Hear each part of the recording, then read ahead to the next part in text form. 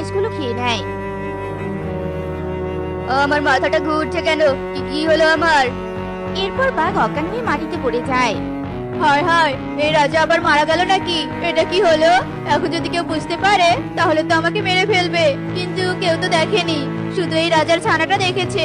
একে এক্ষুনি আমি খরস্রোতা নদীতে ভাসিয়ে দিব, তাহলে আর কোনো প্রমাণই থাকবে না। শিয়াল বাঘের ছানার মুখ বেঁধে নদীর জলে ভাসিয়ে দেয়। আমার যে খুব পিপাসা পেয়েছে, পানির জন্য আমার শক্তি ফিরে পাচ্ছি না। ওই তো একটা পাখির বাড়ি দেখতে পাচ্ছি, যাই দেখি পানি পাই কিনা। বাড়িতে কেউ আছো? আমার খুব পানির পিপাসা পেয়েছে, আমাকে যদি একটু পানি খেতে দিতে তাহলে খুব উপকার হতো। আরে আরে, তুমি তো মেঘ, আর মেঘ হয়ে কথা বলছো কিভাবে? মেঘের পানি পিপাসা লাগে এটা তো আমি কখনো শুনিনি। হ্যাঁ, আমি কথা বলতে পারি, পানির জন্য আমি শক্তি ফিরে পাচ্ছি না, আর শক্তি ফিরে না পাওয়ার কারণে বৃষ্টি নামাতেও পারছি না। তাই দেখছো না, বন জঙ্গল নদী নালা সব শুকিয়ে কাঠ হয়ে গেছে। ও তাই নাকি? এবার বুঝলাম। মেঘ, তোমার শক্তির জন্য কতদিন থেকে বৃষ্টি পড়ছি না, তুমি চিন্তা করো না। আমি অন্য বন থেকে এক কলস পানি এনেছিলাম, সেগুলো তোমাকে খেতে দিচ্ছি। তোমাকে অনেক ধন্যবাদ পাখি, তুমি আমার আবারও আগের মতো শক্তি ফিরিয়ে দিলে। শোনো, কাল থেকে বৃষ্টি নামবে, তাই খাবার মজুত করে রেখো।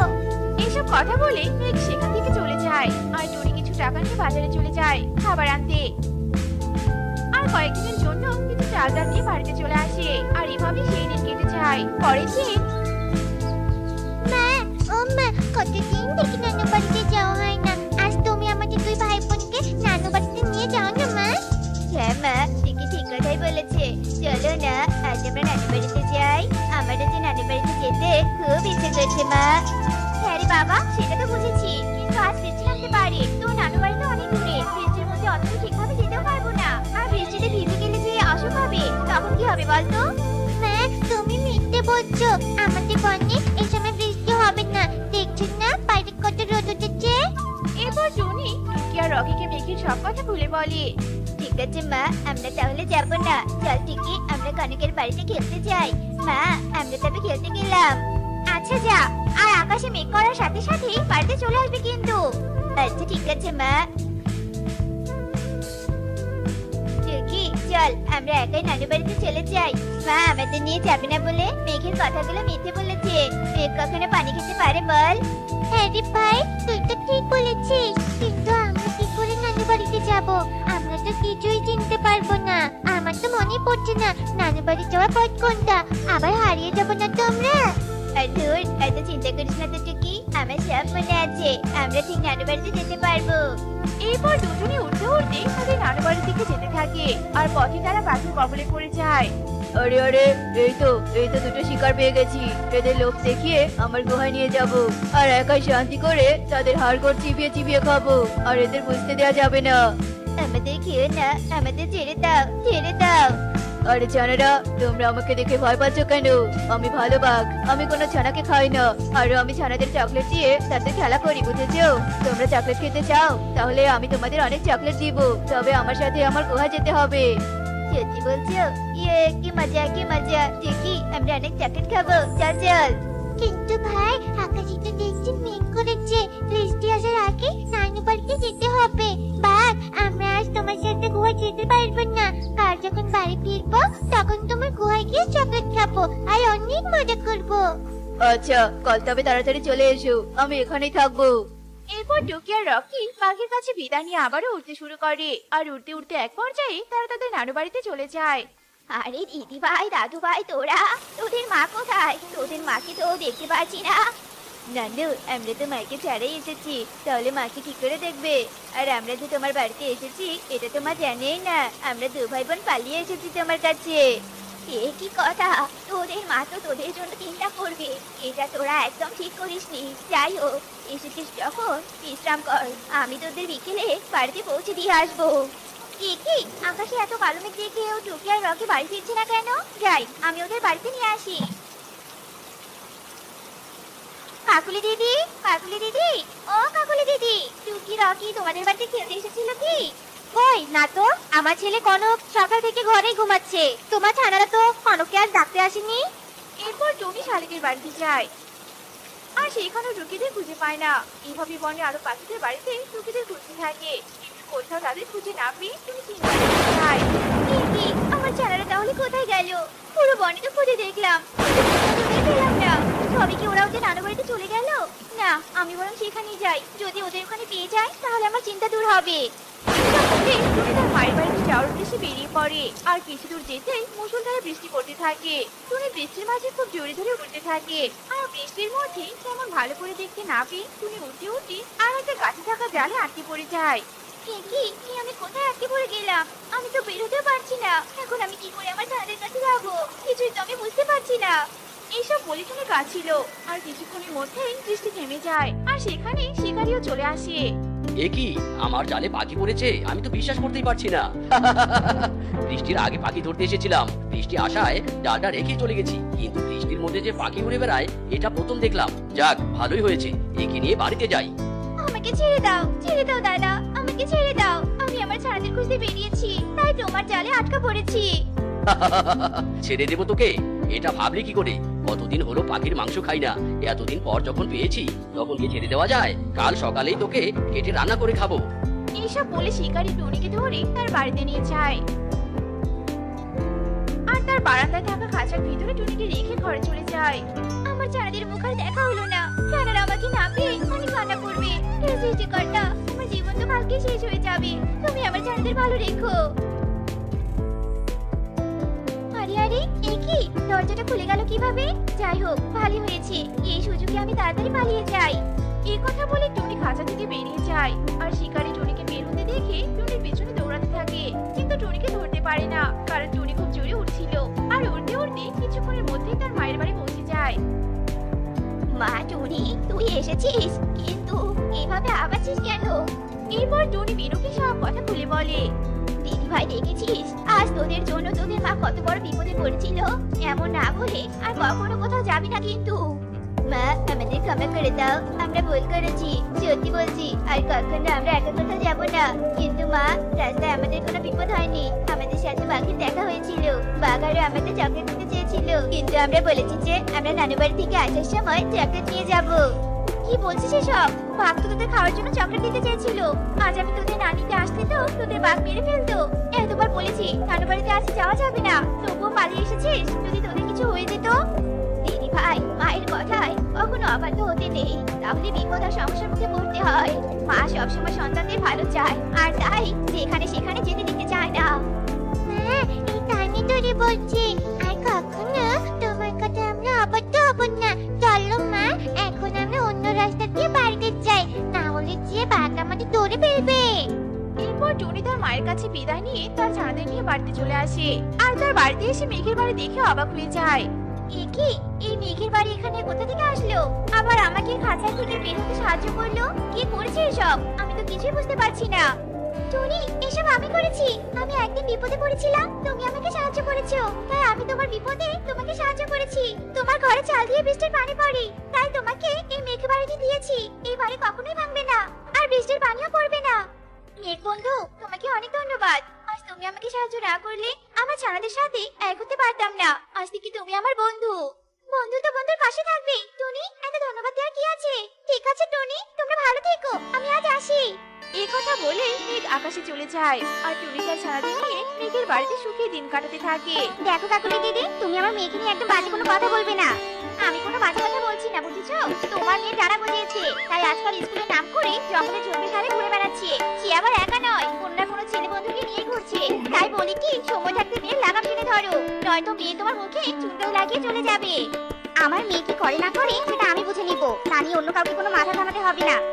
মায়ের ভালোবাসা থাকা ভালো, কিন্তু শাসন ছাড়া অন্ধভাবে ভালোবাসা একদমই ভালো নয়। এই বলে কাকুলি রাগ করে সেখান থেকে চলে যায়। আর টুনি নিজের মেয়ের প্রতি অন্ধ ভালোবাসা থাকার কারণে সে আর তার মেয়েকে কোনো শাসনই করে না। হ্যাঁ, সন্ধে পেরিয়ে রাত্রি মেয়ে তুমি আমাকে আমার বিকেলের নামটা কখন দিবে? হ্যাঁ বলো তো, নাকি আমি নাকি বন্ধুদের সাথে পার্টি করতে চলে যাবো? না রে মা, অমন করে বলিস না। তুই তো জানিস আমি কত ব্যস্ত থাকি। তোর বাবা মারা যাওয়ার পর থেকে এক হাতে আমাকে পুরো সংসার চালাতে হচ্ছে। মাঝে মাঝে সময়ের অভাবে তোর কাজগুলো করে দিতে আমাকে একটু হিমশিম খেতে হয় রে মা। মায়ের কথা যেন টুকির গায়ে লাগে না, সে ব্যাপারটাকে তুচ্ছ মনে করে বাড়ি থেকে বেরিয়ে যায়। টুনি মনে অনেক কষ্ট পেলেও হাসি মুখে তা মেনে নেয়। মেয়েটার অভিমান হয়েছে, তাই তো এইভাবে বাড়ি থেকে বেরিয়ে গেল। আমি আজ কি হয়েছি না, মেয়েটার কাজগুলোই রোজ আমি ফেলে রাখি। টুনি নিজের প্রতি বিরক্ত হয়ে আবারও তার কাজে মন দেয়। এদিকে দেখতে রাত নেমে আসে, এমনকি রাত গভীরও হয়ে আসে, তবুও টুকির বাড়ি ফেরার কোনো নাম গন্ধই নেই। এদিকে টুনি নিজের ঘরের সামনে এদিক সেদিক পায়চারি করতে থাকে, আর তা দেখে কাকুলি তার মেয়েকে বলতে থাকে, নিশ্চয়ই ওই ফালতু বাজে মেয়েটা বাড়ি ফেরেনি, তাই তো ওর মা এভাবে পায়চারি করছে। তবে কুহু, খবরদার বলছি, ওই মেয়ের সাথে একদম চলবি না। যদি ওর সাথে চলতে দেখেছি তাহলে তোর হাত পা ভেঙে ঘরে ফেলে রাখবো, এই বলে দিলাম। আচ্ছা ঠিক আছে মা, তুমি যা বলবে আমি তাই করব। আচ্ছা ঠিক আছে, নে এবার ঘুমিয়ে পড়। কাকুলি মুখ ভেঙে তার ঘরের জানালা লাগিয়ে দিয়ে নিজের মেয়েকে নিয়ে ঘুমিয়ে পড়ে। এদিকে টুকি তার ছেলে বন্ধুদের সাথে বসে বসে নেশা করতে থাকে। শান্তি পরে দেখবি, রাত কত হয়েছে দেখেছিস? এবার যা বাড়ি ফিরে যা, তোর মা হয়তো তোর জন্য অপেক্ষা করছে রে। রাত তো আমার মায়ের কথা, আমি আমার মাকে যা বলবো আমার মা তাই বিশ্বাস করে নিবি। তা না হয় করলো, কিন্তু আমাকে এখন বাড়ি ফিরে যেতে হবে। তুইও চলে যা, আর দেরি করিস না রে।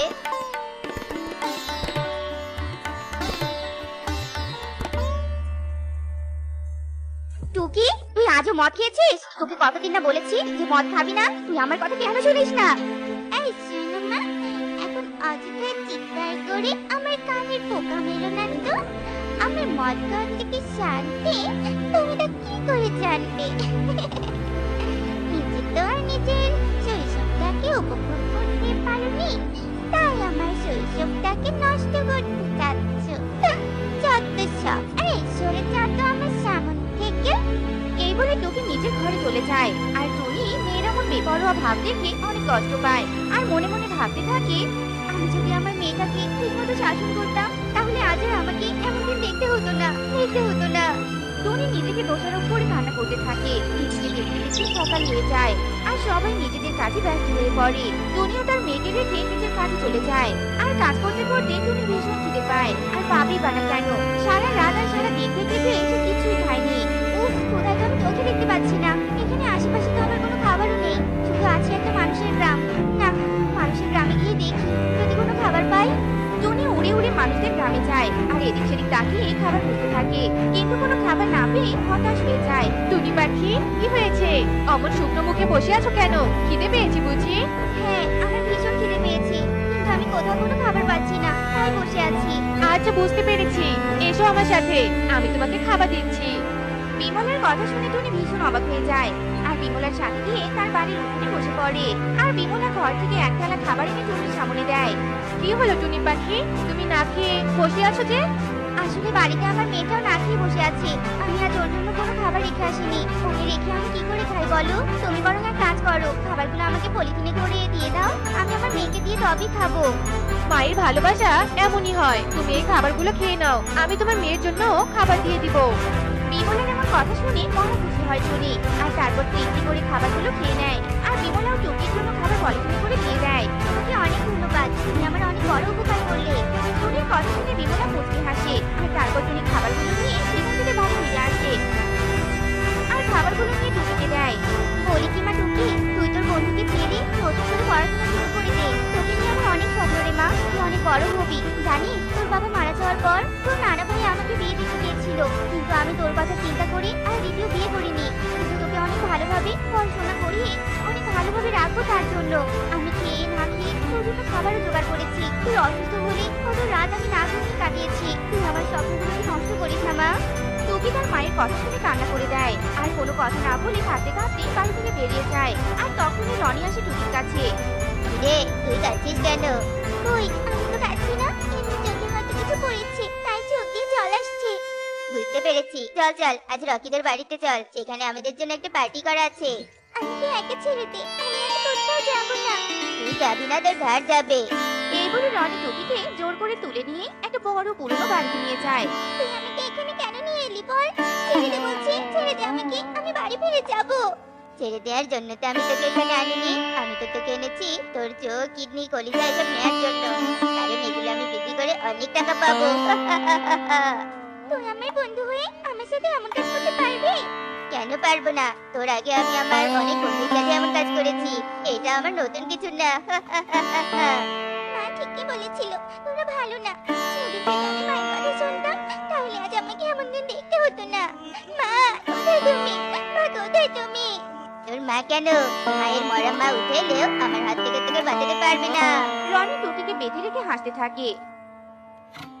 এদিকে দিন পেরিয়ে সন্ধ্যা নেমে আসে। টুকি বাড়ি ফিরে না যাওয়াতে টুনি বেশ দুশ্চিন্তায় পড়ে যায় আর মেয়েকে খোঁজার জন্য বাড়ি থেকে বেরিয়ে পড়ে। আমার মেয়েটা সারাদিন রাখিয়ে আছি, আমি অভিমান করে কোথাও বসে আছি।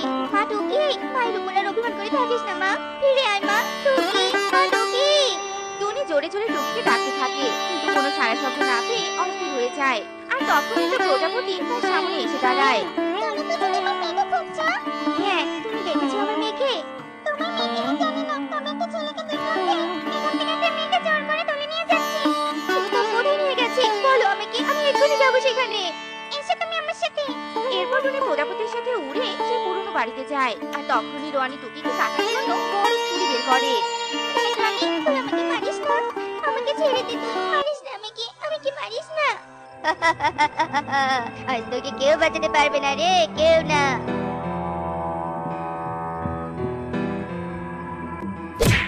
কে বলেছে টুকিকে কেউ বাঁচাতে পারবে না? ওর মা আছে, সব সময় ওর মা ওকে আগলে রাখবে। তোমরা এখানে আর থেকো না, পুলিশ চলে এলে তোমাদের ফাঁসি হয়ে যাবে। তোমরা পালাও। চল মা, তোকে নিয়ে আমি অনেক দূরে চলে যাব, সেখানে আমাদের আর কেউ খুঁজে পাবে না। হ্যাঁ মা চলো। আর মা, তুমি আমাকে ক্ষমা করে দিও। আমি তোমার অবাধ্য হয়ে অনেক ভুল কাজ করেছি। আমি আর এমন কাজ কোনোদিনও করবো না মা। আমি তোমার ভালোবাসা বুঝতে পারিনি মা। আমি ওসব কিছু মনে রাখিনি রে মা। চল এবার। আর প্রজাপতি, তোমাকে অনেক ধন্যবাদ। এরপর টুনি মেয়েকে নিয়ে অনেক দূরে চলে যায়। একেই বলে মায়ের ভালোবাসা, যে কিনা সন্তানের জন্য খুনও করতে পারে। তোমরা সবাই শোনো, উত্তরের নদীটা তোমাদের জন্য অনেক বিপজ্জনক। তাই তোমরা জল খাওয়ার সময় অনেক সাবধানে জল খাবে, আর কখনোই কেউ একা বের হবে না। আমাদের শত্রুরা কিন্তু যখন তখন আমাদের উপর আক্রমণ করে বসতে পারে। আচ্ছা ঠিক আছে মহারাজ, আমরা অনেক সাবধানে চলাচল করব। আর এই জঙ্গলের কেউ কারো প্রতিপক্ষ হবে না। কোনো প্রাণী অন্য প্রাণীকে ধরে খাবে না। আমি আমার রাজ্যে শান্তি দেখতে চাই, কোনো রক্তপাত নয়। বাঘরাজার কথা শুনে সব প্রাণীরা ভীষণ খুশি হয়। শুধুমাত্র খুশি হতে পারে না শিয়াল মামা। বাঘের কথা শুনে শিয়াল মনে মনে ভাবে, এত ভালো রাজা থাকলে তো আমার তাজা তাজা মাংস খাওয়া হবে না। আর বাঘকে যে কেন সবাই রাজা মানছে এটাই তো আমি বুঝতে পারছি না। বাঘের থেকে তো আমার অনেক বুদ্ধি। আমি শক্তি দিয়ে না পারি, কিন্তু বুদ্ধি দিয়ে তো সবাইকে ঘায়েল করতে পারি। না না, এই রাজাকে তো আমাকে ওর আসন থেকে সরাতে হবে, আর তাকে সরিয়ে আমাকে হতে হবে এই জঙ্গলের রাজা। শিয়াল মামা, কি হলো তোমার? তখন থেকে দেখছি তুমি চুপ করে আছো। তা মনে মনে কি ভাবছো গো শুনি? তা মনে মনে আবার কোনো কুবুদ্ধি আছো না তো? আরে বানর, তুমি যে কি উল্টাপাল্টা বলো না সব সময়। আসলে কদিন ধরে আমার শরীরটা ভালো লাগছে না, তাই আর কি আমি চুপ করে আছি। ও আচ্ছা আচ্ছা, আর আমি আরো ভাবলাম কি না কি। যাও গুহায় গিয়ে বিশ্রাম নাও। শিয়াল আর কোনো কথা না বাড়িয়ে চুপচাপ নিজের গুহায় চলে যায় আর একা একাই ভাবতে থাকে। আমি তো একটা গাছের কথা শুনেছিলাম, সেই গাছের পাতা খেলে নাকি কেউ পাগল হয়ে যায়। আমাকে ওই গাছের পাতা সংগ্রহ করতে হবে, আর তা ওই বাঘ রাজাকে খাওয়াতে হবে। আর সবাই পাগল রাজার শাসন না মেনে তাকে পদচ্যুত করবে, আর আমি সেই সুযোগে সিংহাসন দখল করব। হা হা হা। এরপর শিয়াল তার ভাবনার কাজ শেষ করে আর সেই পাগল পাতার গাছ খুঁজে বের করে।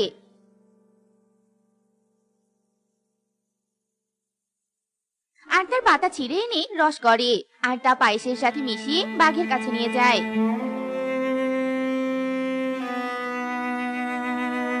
রাজামশাই, আমি একটু পায়েস বানিয়েছি, তাই আপনার জন্য একটু নিয়ে এলাম। নিন, এগুলো খেয়ে নিন।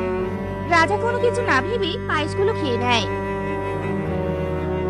আমার মাথাটা ঘুরছে কেন? কি হলো আমার? এরপর বাঘ অজ্ঞান হয়ে মাটিতে পড়ে যায়। হায় হায়, এই রাজা আবার মারা গেল নাকি? এটা কি হলো? এখন যদি কেউ বুঝতে পারে তাহলে তো আমাকে মেরে ফেলবে, কিন্তু কেউ তো দেখেনি, শুধু এই রাজার ছানাটা দেখেছে। একে এক্ষুনি আমি খরস্রোতা নদীতে ভাসিয়ে দিব, তাহলে আর কোনো প্রমাণই থাকবে না। শিয়াল বাঘের ছানার মুখ বেঁধে নদীর জলে ভাসিয়ে দেয় আর নিজে জঙ্গল ছেড়ে পালিয়ে যায়। এদিকে বাঘের ছানা জলে ভাসতেই থাকে আর ভাসতে ভাসতে পাখিদের জঙ্গলে চলে যায়। এদিকে টুনি পাখি নদীর পাড়ে বসে খোলা হাওয়া খাচ্ছিল। ওটা কি? দেখি তো মনে হচ্ছে একটা মুখ বাঁধা বাঘের ছানা। যাই, তাড়াতাড়ি আগে উপরে তুলে আনি।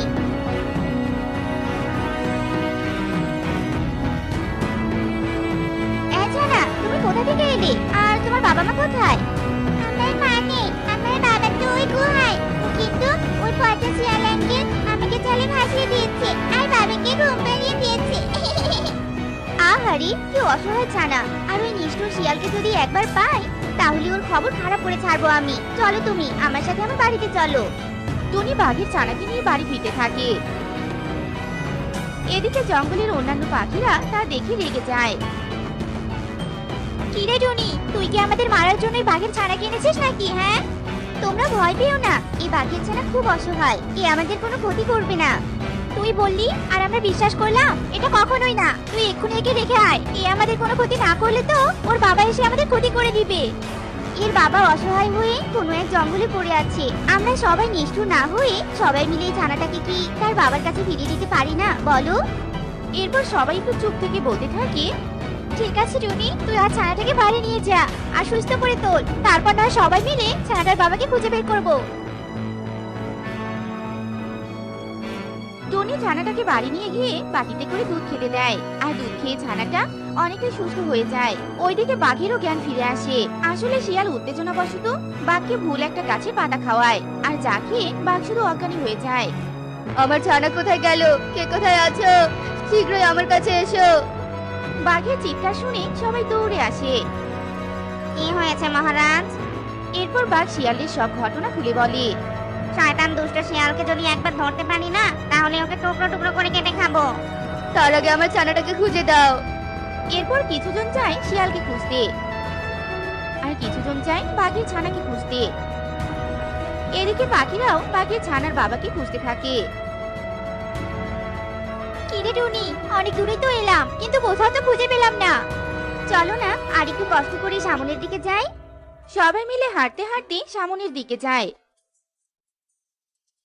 এদিকে বাঘ রাজাও ছানাকে খুঁজতে খুঁজতে চলে আসে আর পথের মাঝে সবার সাথে দেখা হয়ে যায়। এই তো আমার ছানা। তোমরা আমার ছানাকে কোথায় পেয়েছো? এরপর টুনি সব ঘটনা বাঘ রাজাকে খুলে বলে। ছানাটার মা মারা যাওয়ার পর আমি ওকে আগলে রেখেছি আর শিয়াল কিনা আমার ছানাকে আমার থেকে আলাদা করতে চেয়েছিল। একবার তাকে পাই আমি আগে। তোমাদের সবাইকে অনেক ধন্যবাদ গো আমার ছানাকে আগলে রাখার জন্য। ভাগ রাজা, আপনি আপনার ছানাকে আগলে রাখুন আর আমরা এখন আসি। এরপর সব পাখিরা সেখান থেকে চলে যায় আর এদিকে শিয়াল একটা ঝোপের আড়ালে ঘাপটি মেরে বসে থাকে। আমাকে মনে হয় কেউ দেখতে পাবে না। আমি দুদিন এখানে ঘাপটি মেরে বসে থাকি, পরে না হয় অন্য কোথাও যাওয়া যাবে। এরপর শিয়ালের পিছন পিছন বানর আর হরিণ আসে আর দড়ি দিয়ে শিয়ালকে বেঁধে ফেলে। কি ভেবেছিলি? হ্যাঁ, তুই আমাদের হাত থেকে বেঁচে যাবি? চল এবার রাজার কাছে চল, আজ তোকে নিয়ে আমাদের ভুঁড়ি ভোজ করা হবে। এরপর তারা বাঘের কাছে যায়। বল তোকে কি শাস্তি দিব? আমাকে মাফ করে দিন, আমি সারা জীবন আপনার দাস হয়ে থাকবো। আচ্ছা, তোকে মাফ করে দেয়া হলো, কিন্তু এরপরও যদি একই কাজ করিস তাহলে তোকে আর কোনোভাবেই মাফ করা হবে না। শিয়াল বাঘের কথা মেনে নিয়ে বাঘের গোলাম